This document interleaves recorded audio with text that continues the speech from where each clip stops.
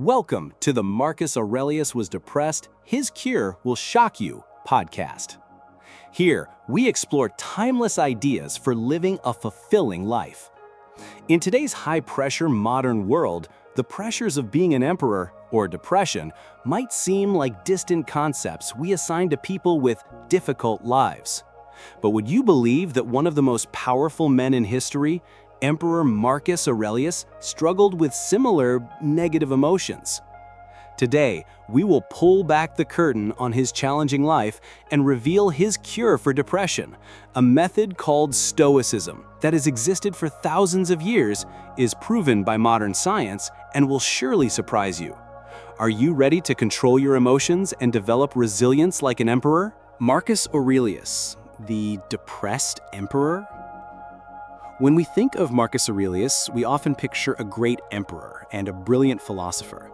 He is recorded in history as one of the 5 good emperors, and during his reign, the state of humanity was considered its happiest and most prosperous. But behind that majestic facade was a man filled with pain and pressure. He faced chronic illness, possibly a stomach ulcer. His private family life was turbulent. His wife was rumored to be unfaithful, and of at least 14 children, only 6 survived. As emperor, he constantly had to deal with incessant wars, a major plague, famine, and natural disasters like the earthquake in Smyrna. Marcus Aurelius once reflected that the art of living is more like wrestling than dancing. The Roman historian Cassius Dio had to admire how he persevered and protected the empire amidst countless unusual and extraordinary difficulties. Even in his own Meditations, a personal philosophical journal he wrote for himself with no intention of publication, Marcus Aurelius revealed his inner weaknesses. He admitted that he sometimes felt Stoic philosophy seemed insufficient to bring him peace of mind. In particular, a major obstacle in his practice of Stoicism was an intense dislike for humanity. Could a person with such burdens and internal reflections be considered to be experiencing forms of depression or chronic anxiety as we understand them today? Perhaps. The question is, how did he overcome it? And this is where his cure will astonish you. The cure. Unveiling the shocking method. Marcus Aurelius's healing method wasn't medicine or complex therapies, but simple, profound, and highly practical Stoic exercises. Many modern people might find them shocking or counterintuitive, but they are the very foundation of mental health and emotional resilience. Negative visualization. Feeling fortunate by imagining the worst.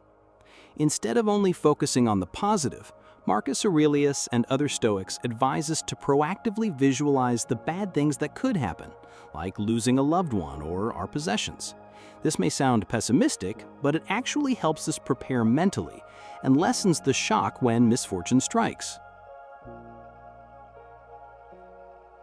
Epictetus even advised that when you kiss your child, you should quietly remind yourself that the child is mortal and does not belong to you forever.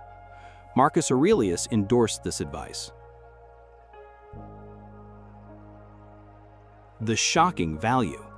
Imagining death or loss leads to a profound gratitude for what we currently have, helping us realize how fortunate we are regardless of our circumstances. It helps you not be destroyed by loss. The dichotomy of control, acceptance, and invincibility. One of the core tenets of Stoicism, emphasized by Epictetus, is to clearly distinguish between what is within our control and what is not. Things within our control include our opinions, impulses, desires, and aversions. Everything else, such as our property, reputation, health, or death, lies outside our control. The shocking value. By focusing our energy on only what we can control, we become invincible. If you refuse to enter contests you might lose, you will never be defeated. This requires a radical acceptance of fate, which can be shocking in a society that constantly encourages trying to master everything. Philosophical journaling. The Power of Talking to Yourself. Meditations by Marcus Aurelius is a powerful testament to the strength of philosophical journaling. He wrote these reflections for himself as an exercise in self-improvement and self-correction. The shocking value. A powerful emperor taking the time to write down his personal thoughts, analyze his emotions, and give himself advice, instead of seeking external counsel or just commanding others. This is a simple act that holds immense power for self-reflection and emotional regulation. Voluntary discomfort or self-denial, escaping dependence on comfort. The Stoics regularly chose to voluntarily experience discomfort or deny themselves pleasures. For example, walking in cold weather without a coat, or refusing a favorite dessert. The shocking value. In a society that values comfort, intentionally foregoing comfort or facing hardship is hard to understand. However, Stoicism believes this helps expand our comfort zone, prevents us from clinging to fleeting pleasures, and builds resilience against any adversity. Scientific proof, the link to modern psychology. What truly makes Marcus Aurelius's cure so shocking and convincing is its incredible link to modern psychology.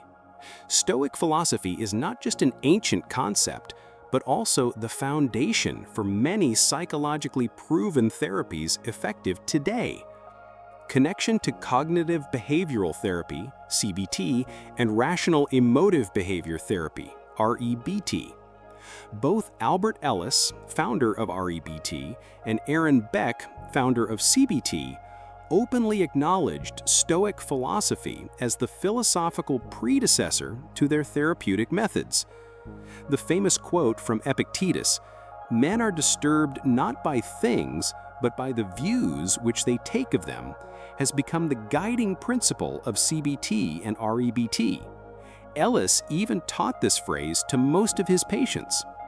This shows that the core principle of CBT, that our negative emotions largely stem from our own irrational thoughts and beliefs about events, was discovered by the ancient Stoics thousands of years ago. Connection to mindfulness and cognitive distancing. The practice of mindfulness, focusing on the present, in modern third-wave psychotherapies like acceptance and commitment therapy, ACT, has significant similarities to the Stoic practice of prosake, that is, attention to the present moment. By directing attention to the present state of mind, both Stoicism and mindfulness help increase awareness and free us from painful emotions which often originate from the past, depression, or the future, anxiety. The technique of cognitive distancing, "You are just an impression and not at all the thing you claim to be," from Stoicism, also aligns well with the concept of cognitive diffusion in ACT, which helps individuals step back and observe thoughts as fleeting mental events rather than identifying with them or taking them as absolute truth. A comprehensive philosophy of life. What sets Stoicism apart from psychological therapies that only focus on treating existing problems is that it provides a comprehensive philosophy of life. It not only helps heal issues, but also builds long-term emotional resilience. A recent study by McClelland and colleagues showed that online Stoic training significantly reduced rumination, which is a key predictor of depression, and increased self-confidence in anxious individuals. Another study on medical students found that a Stoic training program led to a significant increase in Stoic ideology, resilience, and empathy. Why shocking? So why might these simple cures be so shocking to us today? Counterintuitive to consumer society, we live in a society that constantly seeks comfort, instant happiness, and quick fixes for every problem. Actively seeking hardship or accepting loss goes against this instinct. Requires personal responsibility. Stoicism demands that each individual take full responsibility for their own mental state, without blaming external circumstances or other people. This can be hard to accept in a culture that sometimes encourages a victim mentality. the power of the internal. The fact that a supremely powerful emperor sought strength and peace from within, rather than relying on his power or wealth, is a powerful reminder of where true happiness resides. And scientific rediscovery. The fact that modern psychologists are rediscovering and validating the value of these ancient philosophies is surprising. It proves that truths about the human mind are timeless. Closing the podcast. The story of Marcus Aurelius and his cure is not just a historical anecdote. It is living proof that Stoic philosophy provides a practical and effective toolkit to manage emotions, build resilience, and achieve inner peace, even when facing the harshest challenges in life. If you are looking for a path to improve your mental health, consider exploring Stoicism. You can start by reading Meditations by Marcus Aurelius, Letters from a Stoic by Seneca, or the Handbook by Epictetus. Try practicing daily philosophical journaling. Or simply, in moments of stress, ask yourself, what is within my control here? And can I accept this as an opportunity to train myself? Stoicism is not about suppressing emotions, but about feeling them without letting them dictate your decisions. It helps you find the profound joy that comes from relying on your own inner resources. Thank you for listening to this podcast episode. If you found it helpful, please subscribe to the channel, leave a review, and share it with friends who you think need to hear this message. See you in the next episode.